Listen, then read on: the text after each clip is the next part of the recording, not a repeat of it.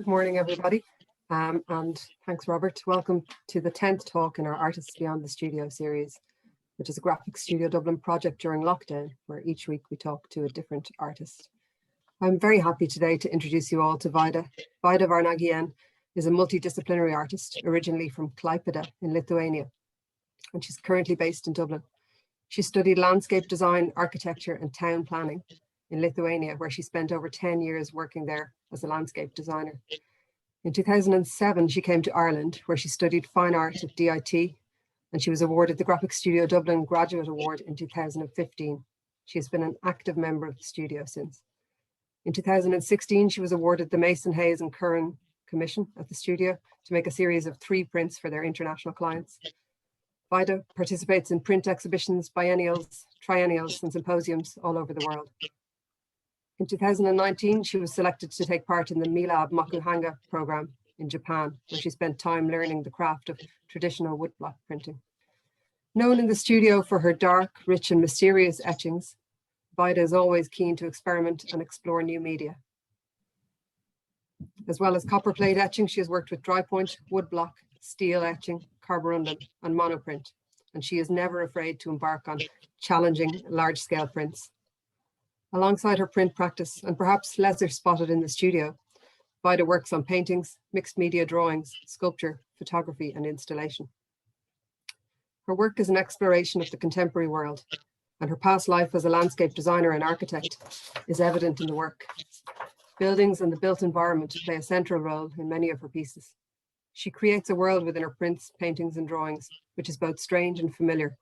There's a feeling that we could be stepping into a dream or a fairy tale. Wherever we are going, it looks like it's going to be an adventure. These printed worlds are situated somewhere between the conscious and the unconscious. Buildings and towers loom large. There are checkered squares everywhere.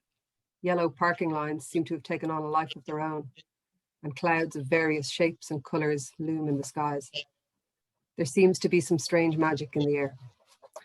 Walking in Ireland and holidays walking abroad have been a source of inspiration for Vaida in the years since I have known her.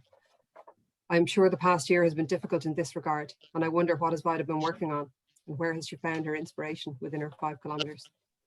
I'm fascinated by Vaida's work and would love to hear a bit more about how she conceives these deeply layered images. Who are her influences and what inspires her?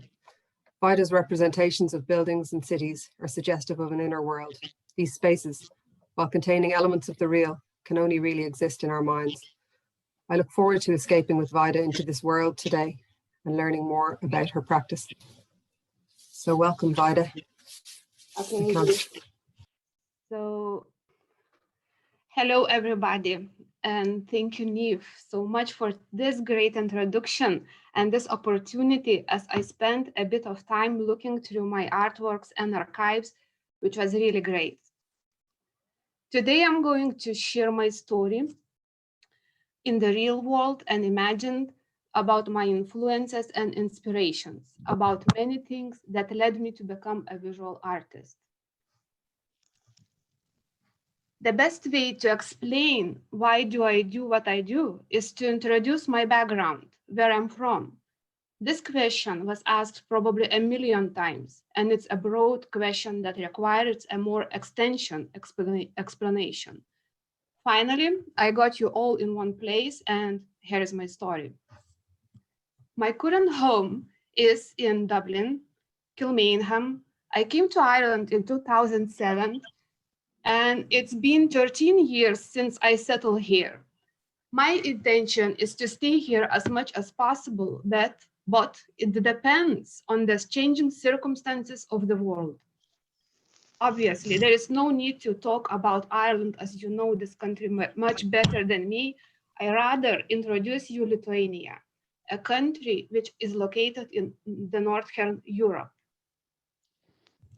Lithuanians are Indo-European people belonging to the Baltic group. Latvians, Lithuanians, and Estonians are the only nations that managed to create state entities in the pre-modern times. Lithuanian country didn't take form until 11th century under Mindaugas king rule, and now Lithuania's name has been known in the world for over 1,000 years. Every country has its own story, so the story is of Lithuania. My hometown, where I was born and raised, is located on beautiful Baltic Sea coast. It is the third city in Lithuania, something like Cork, just a slightly little bit smaller. Klaipėda or Memel which is German name, has its own story. The town was established in the 12th century by the Teutonic Knights, and it was controlled by Germans, Swedes, Russians over the different periods of time until the 20th century. Memel was important as a political and economic center of the disputed border region. After Germany's loss of the World War I, Memel city was detached from Germany and acclaimed as a part of Lithuania Republic. The history of old Klaipėda ended in 1945, when the city was overrun by Soviet army. The invading soldiers found only 20 inhabitants left in the city because all Germans were evacuated from the town and moved to Germany. After this, Klaipėda was repopulated by Lithuanians and Russians. The total change of population, devastated old town, and people living in Klaipėda have just a little connection with the place, as the most of people moved in from somewhere else. You can see Lenin sculpture in the middle. The old photographs and some notable buildings that have survived in the old town are the only evidences of the glory and beauty that was left of Klaipėda. For this reason, in my dreams, I sculpted an image of my own city in which I would like to live. And this was my first imagined heterotopia that I will explain later. A picture is worth 1,000 words, and nothing better tells the story than pictures. This is why I want to show you photographs of Romualdas Požerskis, especially those that were made in 80s and 90s. These photographs represent everyday life and emotions of that period. Požerskis is one of the best-known Lithuanian photographers. His series of photographs were published and exhibited broadly in Lithuania and abroad. The art critics and historians say that Požerskis' black and white works have influenced the Baltic schools for generations, especially documentary-style photographs that captured Lithuanian people's lives during the time of communist rule. His work is called documentary prose, which tells a great story about ordinary people with the most important focus on emotion, and doesn't seek to hide the run-down homes and streets of everyday life. Romualdas Požerskis' work is most significant as a personal contribution to Lithuania's heritage by documenting how it happened during such a period of social and political upheaval. Another great photographer, Antanas Sutkus. People of Lithuania is considered one of the most important work in documenting the changing life and people in Lithuania. The reason he makes photographs is not to reflect the objective reality. He wants to capture people the way they are. He uses a camera as a tool to scan the world surrounding us. Children in his work is a favorite motif, because childhood is the most important platform for me as a photographer. Children live in different worlds. Sometimes I succeed in showing that world, says Sutkus. Remigijus Treigys, another prominent contemporary photography in Lithuania. Treigys' work is never about people. He still lives, empty landscapes, and architecture could be called natura morte. He's manipulating analog photography methods using different chemicals and mechanical developments to achieve this lifeless still. These methods are very unique and so much outdated, as everyone nowadays uses digital technologies. Treigys' photographs are the custody of time and memory, and they are mixtures from the past, current, and future. Regis introduces a place from nowhere and everywhere, and these places are so much from my childhood.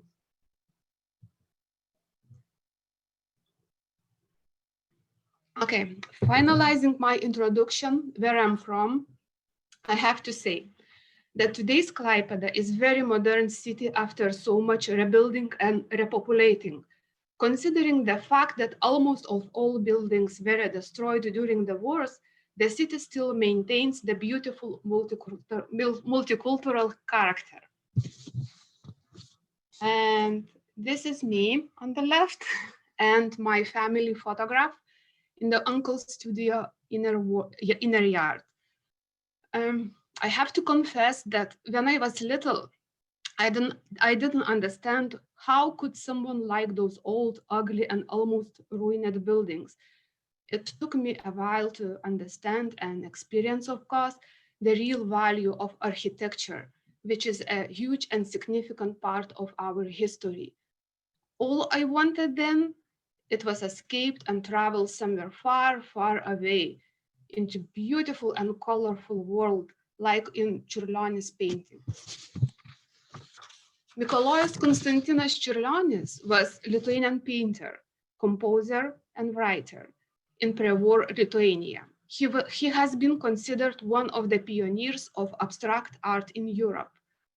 Čiurlionis greatly contributed to symbolism and art nouveau. His work has had a profound influence on modern Lithuanian culture. Čiurlionis' paintings captivate mysterious content and picturesque image. He was thinking very independently from the leading artists of that time. And in context of the 19th century art, Čiurlionis' paintings were considerably innovative. Čiurlionis was interested in history, philosophy, and astronomy as well. He was also interested in theories which analyzed imaginary visions and perceptions, and discussions how to activate the creative power of imagination. A mystical pantheist, he was above all visionary thinker. He influenced many Russian artists of this time, in particular Malevich and Kandinsky, despite that later they attempted to deny the connection. Although Čiurlionis reached a certain notoriety during his lifetime, he often experienced financial hardship. For this reason, he used a poor quality tempera and watercolor, what resulted that most of the work are extremely fragile and only can be seen in Lithuanian museums. But here I am, back to reality of the world of everyday occupation. I don't want to talk much about my jobs as this is different topic and experience, but I want to mention that design and urban planning skills significantly influence my visual and art practice in general. Very briefly, I'm going to mention that I used to work with small and large landscaping projects, planning parks, squares for city, also working on projects of general restoration of old town cemeteries, streetscapes, city gardens, and many other public and private objects, including hotels and restaurants. For many years, I worked hard as planner, and landscape architect was exhausting me emotionally and physically. So I wanted to change my environment, profession. I wanted to change everything, and I did it. It took a while, but I have no regrets. Currently, I'm working as part-time graphic designer, and it's only for making extra money for living. So the main focus goes to my visual art practice. These etchings prove how much my occupation influences my choice of subject matter. I would consider myself as an urban explorer, as my recent work very much focused on aesthetic representation of city. I like to capture forgotten corners and places hidden from plain view or show a well-known landmark from a different angle. And this looks very much opposite to my previous work that you will see later. My recent etchings are reflections of cities, mostly of Dublin, because it's my home now, to document the shadow, line, and shape this is what interests me. My visual language is influenced by what I see and, most important, how I feel about cities. Okay, next chapter, influences and inspirations. My greatest influencer was my uncle Vaclavas Rimkus. He was a painter, art teacher, and very intellectual personality. I have absolutely great memories about him as he taught me a lot of things. And he was the one who introduced me to the life of art and travels. He was a brave voyager. We traveled all around Lithuania and we had many great adventures and misadventures.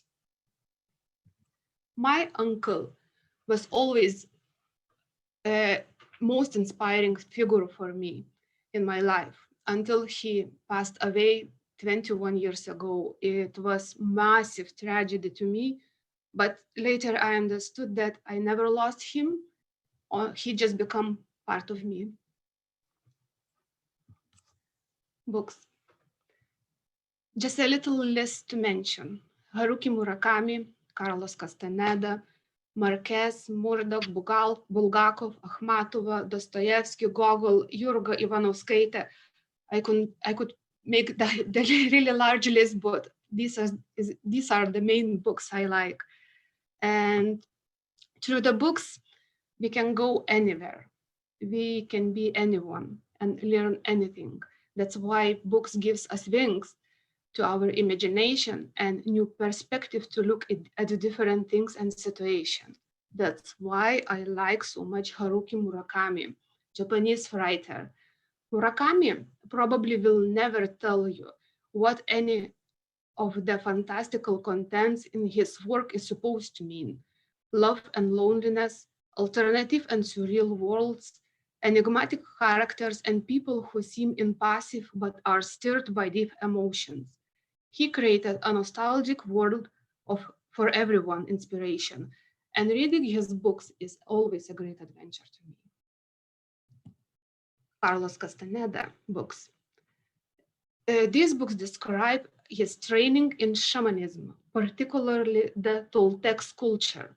These books are asserted as fiction stories, but supporters claim that the books are either true or at least very valuable philosophical works. Very inspiring journeys of ancient Mexico shamans into different worlds through the magical passes. I'm a huge fan of movies. Wim Wenders, Emir Kusturica are my favorite filmmakers, but Tarkovsky is one of the greatest movie directors. In fact, he made only 7 movies, which are all masterpieces. Tarkovsky developed a theory of cinema that is called sculpting in time. By this, he meant that a unique characteristic of cinema as a medium was to take our experience of time and alter it. Tarkovsky films are like moving paintings or photographs, which are beautiful and mysterious depictions of the world. Butoh. Butoh is a unique form of dance theater originated in Japan during the 50s. Rather than aspiring to an aesthetic ideal, the dance attempts to expose the joys and sorrow of life, exploring the most fundamental elements of physical and psychological existence. Butoh is new and is being taught to Zen students and others as a way to acknowledge difficult emotions. I fell in love with this kind of art when I was attending Moving Bodies Dance Theatre Festival in Dublin 6 years ago. Okay, stage spectacle by Slava Poluni. No show. Since 1993, this show was performed in hundreds of cities, multiple thousand times, for millions of spectators from all nationalities, genders, beliefs, types and ages. It's a genre of its own and remains as spontaneous and magical, systematically catapulting adults back in childhood. Oh, believe me, it's really fantastic. I show you a little insert. piramide del Gran Pinno, da Torino dimenticato, sotto sera disperato, il richiamo era partito. Blu canali,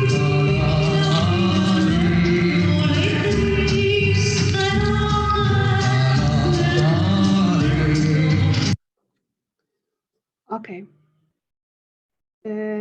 Finally, I arrived a bit closer to my art practice. After all these different influences and being creative persona myself, I finally decided that I need education in visual arts. I was enjoying painting and drawing, but I wasn't happy for my outcomes, and I didn't want how to develop it further. I wanted to upskill my education in the field of arts, and I thought that it would be a great integration process as well. I spent 4 years studying fine arts, and it was a great adventure as I acquired the knowledge and skills that are needed to operate as a visual artist. Critical theory and professional practice were major modules.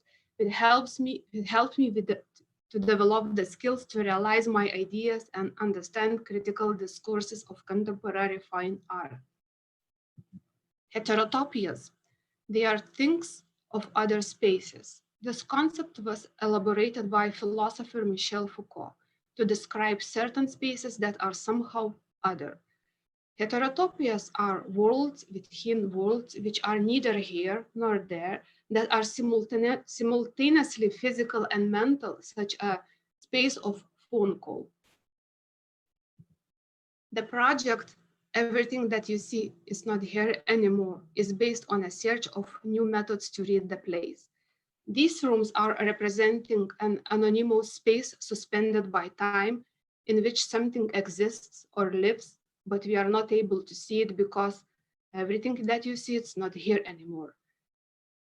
I wanted to identify a room as a heterotopia, the space where we live and dream, where everything is erased and we only remember it from our dreams. After completing Photoshop class in 2014, I just loved creating storylines that contain dreamlike and imaginary elements. Unfortunately, I abandoned this area, but it's in my plans to create more surreal worlds because I really love it. Because also I really like those elements I use in Photoshop to transfer into different medias, and that's how it works for me.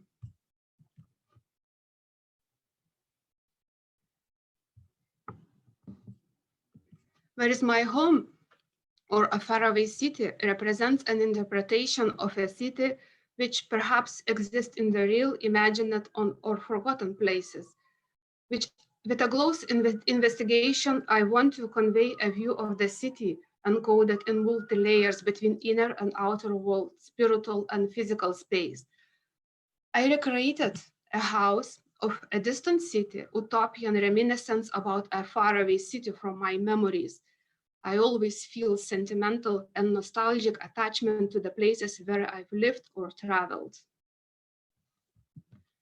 This project was multidisciplinary, and I produced a series of paintings, drawings, etchings, photographs, sculptures, and body extension performance, because there was so much I wanted to say. And my efforts were noticed. And on the final year of my studies in 2015, I received Graphic Studio Dublin Award. Woo! Same year, straight after my graduation show, I and my husband Ginteras set out a new adventure to walk Camino de Santiago del Norte way. Camino Norte is one of the oldest pilgrimage routes. It starts from Irún, Spain, and goes to Santiago de Compostela, which is the final destination. The route covers 824 kilometers, but we walked approximately 600 in only 3 weeks. This journey was extremely important to me because I was overwhelmed with so many emotions then, including my father's death. And Camino del Norte was perfect decision, and I would recommend it to everyone. You can watch American Spanish movie drama The Way. to get the sense of it, but it's much better when you're experiencing it yourself. During this trip, I discovered many things that influenced my perception of the world and people. I never traveled this way before, so this pilgrimage became much. This pilgrimage changed my perception of the world and people, and I became much stronger, both emotionally and physically. And it was the first time I discovered the mountains. And this is how it began. From one culture to another, from Lithuania to Ireland, and all these heterotopias that followed me for so many years started to transform into something else. And this was the beginning of my visual art practice and my new adventures into the professional art world. We started traveling a lot around Europe, as we never had an opportunity to travel this way before, and because we lived for so long time under different regimes and in different worlds. The series of houses are observational views of social and cultural environment. I capture architectural spaces and add to them individual character, something little surreal, dream-like, what comes from visited cities, read books, heard stories, watched movies, dreams, and memories. I love René Magritte, Giorgio de Chirico, Marx Ernst, Salvador Dali, Edward Hooper, artwork and ideas.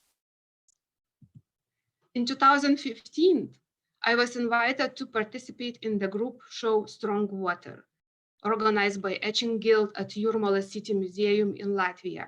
The guild asked for a specific topic which had to be associated with water, and I created those 3 towers because I was so much attached to the idea of architectural forms and couldn't think about anything else, making water.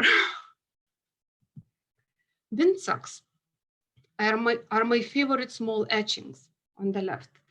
I made them in 2017, and now all the windsocks are chasing me around the world. You will see it later. Houses again. I made those for corporate art collection of Mason Hayes and Corinne in collaboration with Graphic Studio. It was an amazing experience. I learned so much during this process.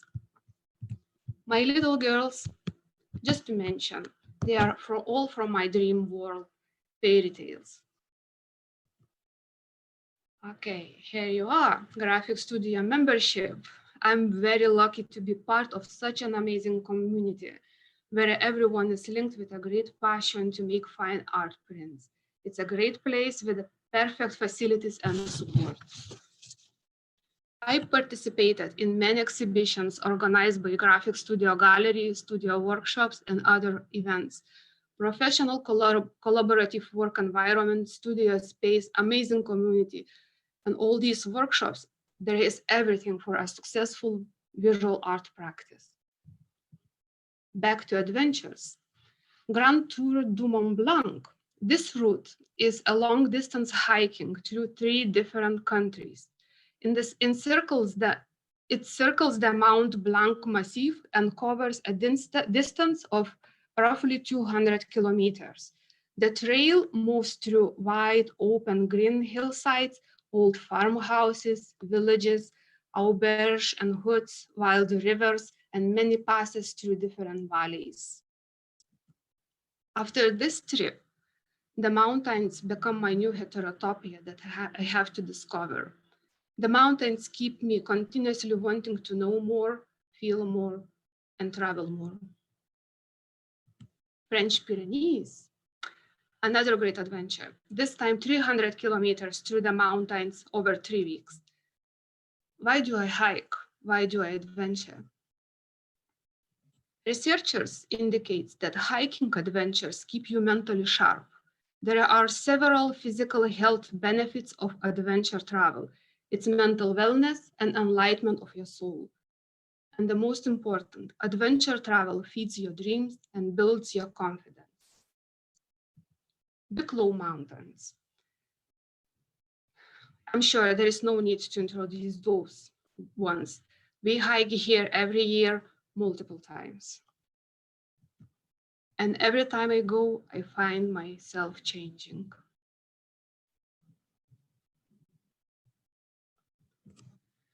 This is my first attempt to paint mountains. They are mixed media paintings on paper mounted on the aluminum board. Blue silhouettes. These are also mixed paintings are of Wicklow and Mayo mountains sold to art collector in America. Japan. MILAB Mokuhanga Innovation Laboratory is artist in residence program with extensive knowledge of water-based woodblock printmaking. For me, it was another most significant adventure in my life. The residential studio was located at the roof of Mount Fuji with inspiring views. I spent around 30 days in residency, and later I traveled around the country for another 2 weeks.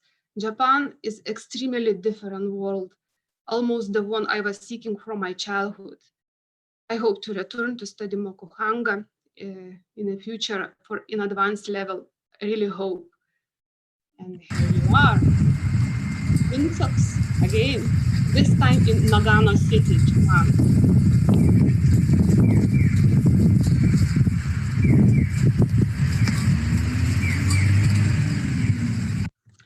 It's such a luck that I studied basic of Mokuhanga technique, because now I'm able to make some artworks at home when everything is closed. And I show you a little video.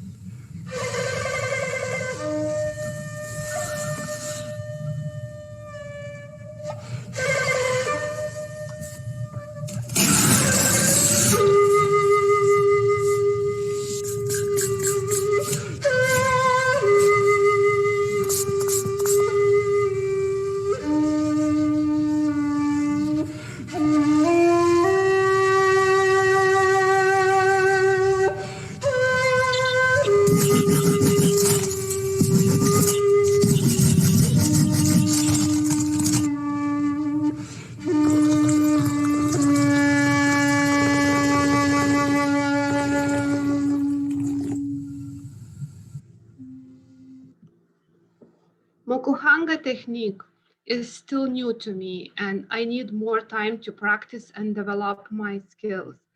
But I'm really happy that one of my wood blocks, you can see the red image in this collage, was shown in the Conreki exhibition curated by graphic studio member Kate McDonough. Thank you, Kate. Paris. Residency at the Centre Cultural Irlandais. This was another great opportunity to develop my visual art practice further. During my time at the center, I explored Parisian museums, especially those with Asian artistic traditions, and the manner in which Impressionist and Post-Impressionist experimented with Japanese technique. I spent a month in a beautiful Paris, the city itself as a museum.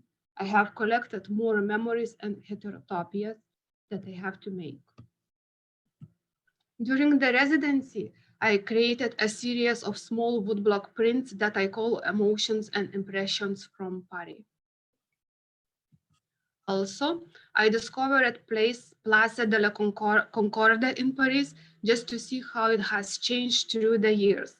It was important to me because when I made the etching a postcard from Paris for Diamond exhibition, I never knew this place existed. I just liked a vintage postcard that was captured in 1916. I intend to create vintage postcard series of the city to encourage people to revisit places from the past, because the cities are changing and they won't be same anymore. What I'm currently working on? Good question. It was a tough year for everyone, and especially for artists. And here at home, I'm drawing and painting small pieces, experimenting and researching for new ideas. Urban geography, city structures is the new idea based on folding and unfolding paper in the same way as origami, which is the part of paper folding as often associated with Japanese culture. The goal is to transform a flat square sheet of paper into a finished sculpture through folding and manipulation techniques. Later, I photograph them and assemble into new structures, then photograph them again, and then draw them again, and this endless process, what I like. I'm really kind of curious what will come. Origami helps me think and relax. That's the another way.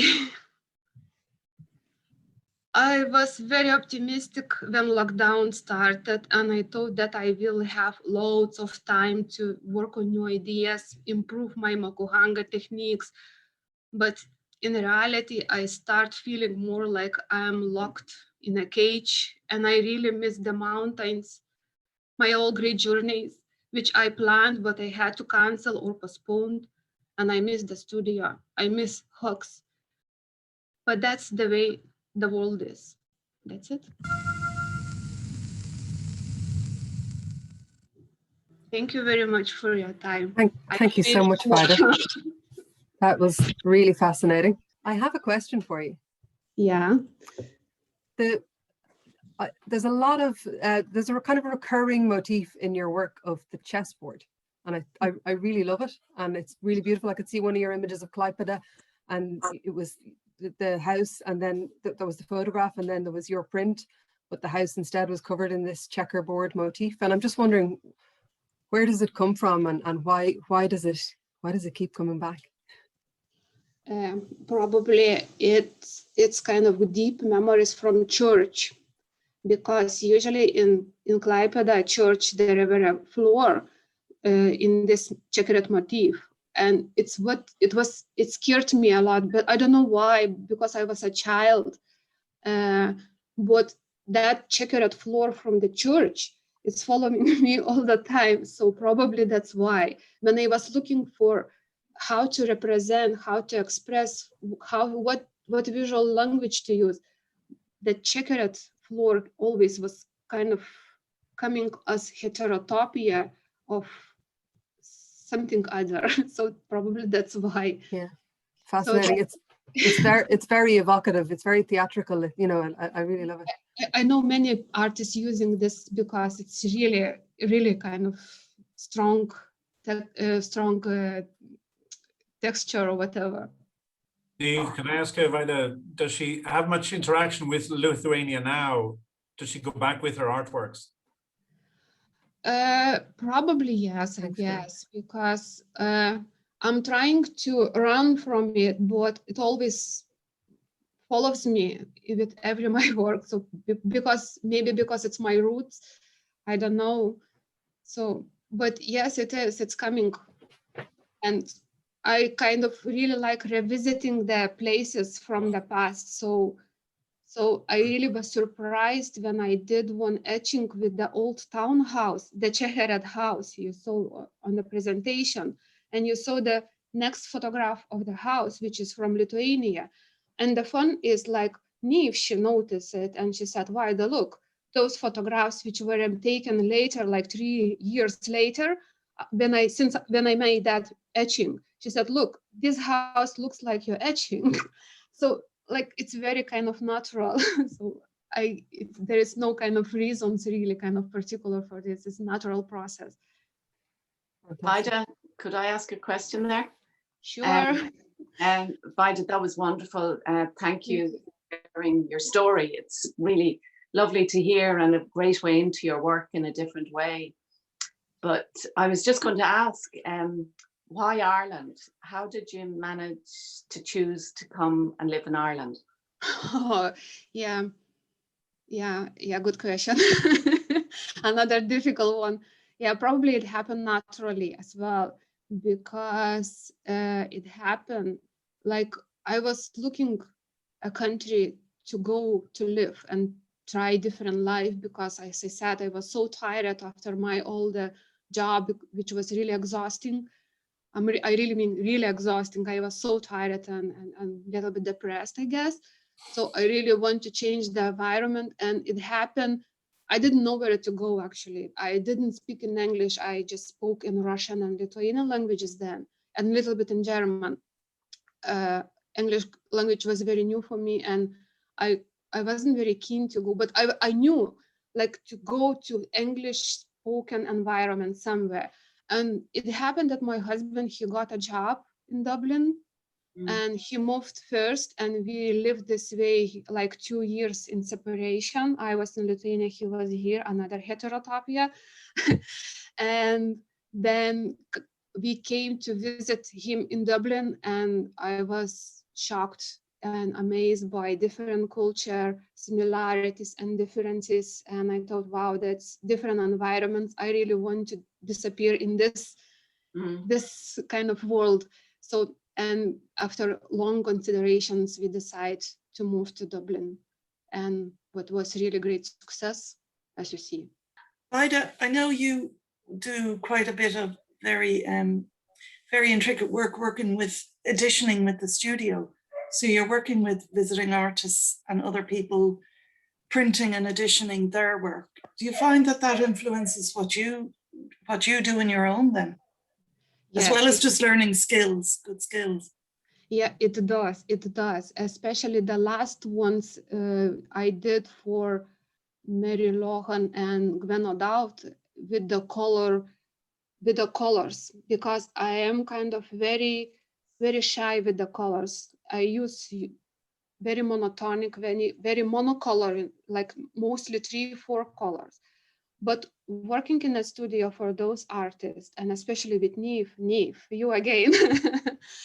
So she's master with color mixing. So I learn a lot and influence it. That's how you can see how much colors start kind of coming into my work. And now I'm not afraid anymore about colors. So I'm really glad that I did this job for the studio, because it influenced it not to be afraid of color anymore. So like for me, it was really good exercise. Yeah, it was really good, thankfully. Right.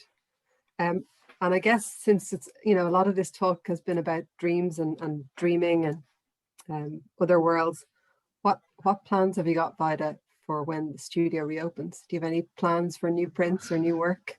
What's the first thing you're going to do? I don't know when we're going to open. Yeah, hopefully it will be open. Yeah, can't wait until it will open, because I don't know, there are loads planned, but there are actually loads planned and non-planned.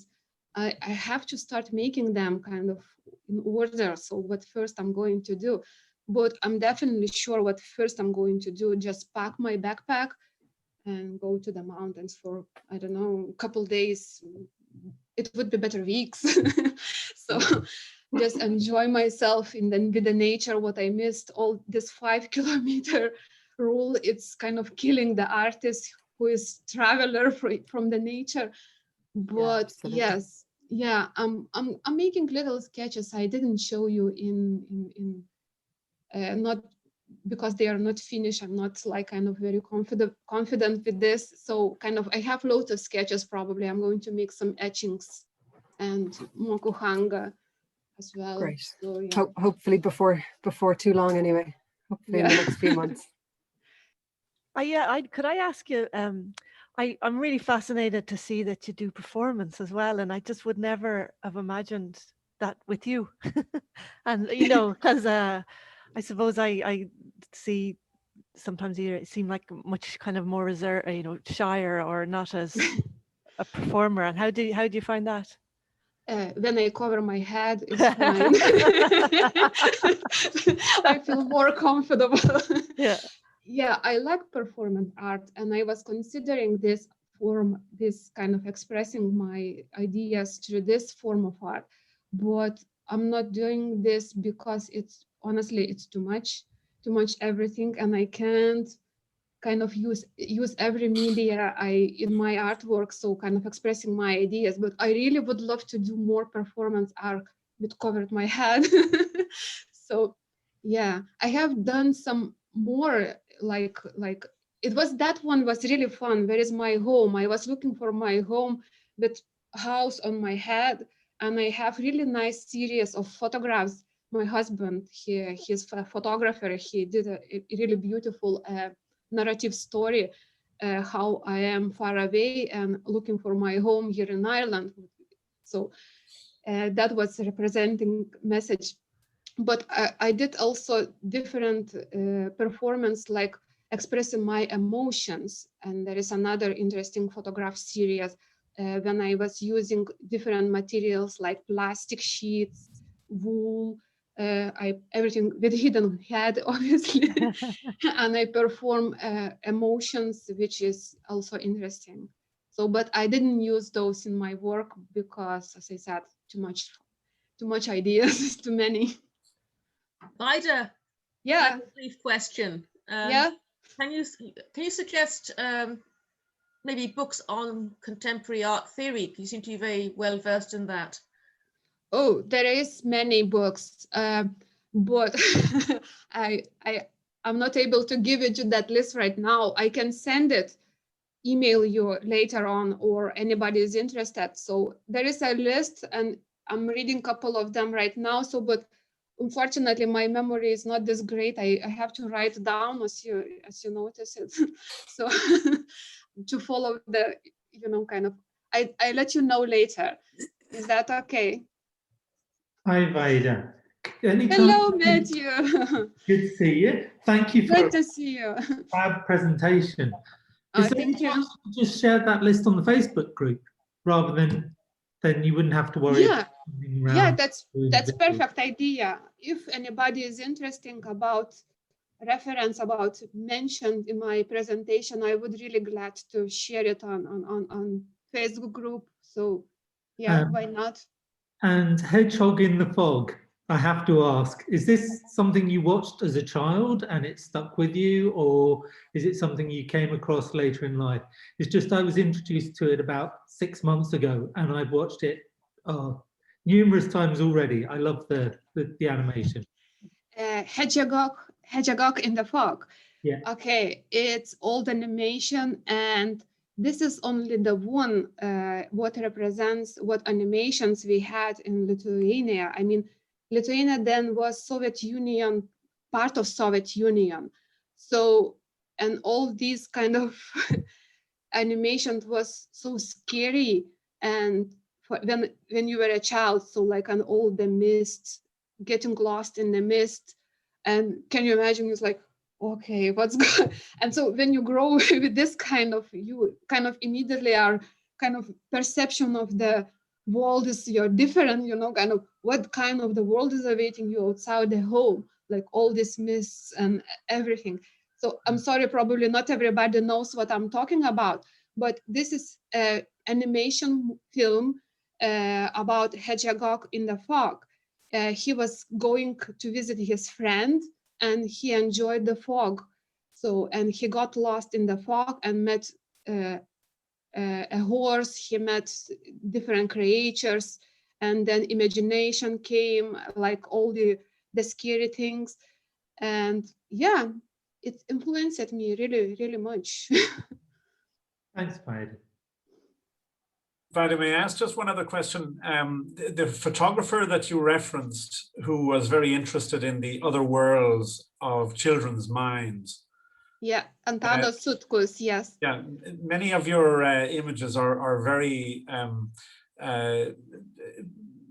magical, if you like. I imagine that children would appeal to children very much. Have you ever considered, or have you done any book illustrations in particular for children, or followed a narrative line with your work? No, I didn't, but I really would love to. I was thinking about this a lot earlier when I was in my, let's say, 30s or 20s. I really kind of liked the idea to illustrate books or something, but never had an opportunity. But yeah, it's really great idea. So like, No, just that image at the very beginning of the balloon. Yeah. It seemed to me to be a fantastic summation almost of the escape into some other dimension almost, you know. So I imagine children would very much be attracted to that. yeah, thank you. Thank you, Karen.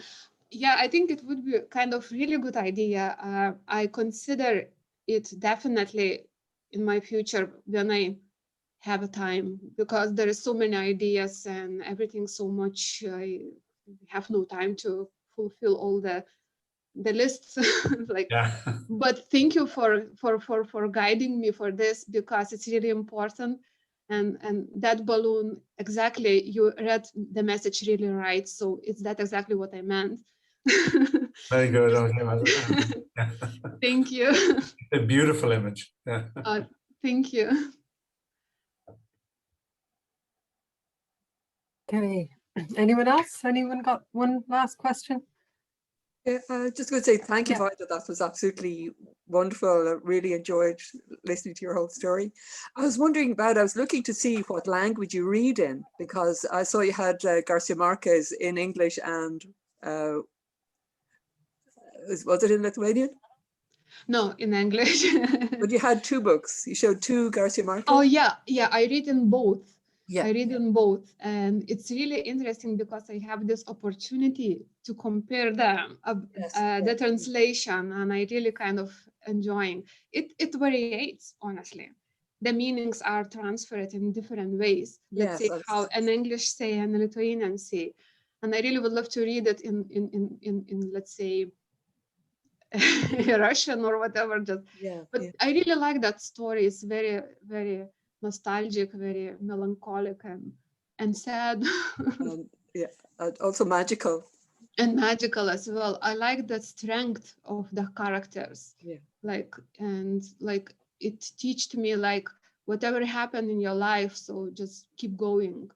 Like just find the solutions or something like this. So really love those.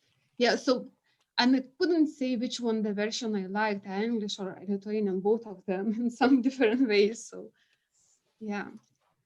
I wondered if you thought, when you're thinking about that, I find that if you're thinking two languages, that sometimes there's some things you think about and some are more emotional. Do you find that emotion maybe comes from that in actual fact, working from one language to another, extra things happen in your mind? Yeah, and the meanings are kind of expanded a bit, because how you understand all these things and vocabulary as well. So yeah, it's interesting experience. Yeah. Thank you. I have another question, Vaida. Yes, sure. Thinking about it, was it through the work of Murakami that your interest in Japan developed, or what was it that attracted you to study Mokuhanga? Mokuhanga, actually, I have to confess, it was since my 20s. I really loved Japanese woodblock prints. They were allowed, like in Soviet Union, loads of different things like music and art was forbidden. So we weren't allowed to see, let's say, Mona Lisa, because it was forbidden in that time to see those kind of masterpieces. And we didn't know even they existed. So, but Japanese woodblocks, they were kind of circulating in all the published books, journals, or whatever. And I was very familiar with this technique. So, and I really loved it then. But then I forgot it because other things came into my life, like family, loads of things. And exactly, Haruki Murakami reminded me. He reminded me that about woodblocks that I loved before. So it's really interesting. So everything is related. So you see, life is like circle. Everything goes around like this. So yeah, definitely. It kind of somehow influenced me on this, and especially with Japan, that feeling, that different feeling of the Japanism and everything. So I really love it. Thank you very much for a really fantastic talk. I think everyone is very pleased, and it was really nice to see so many of your lovely images.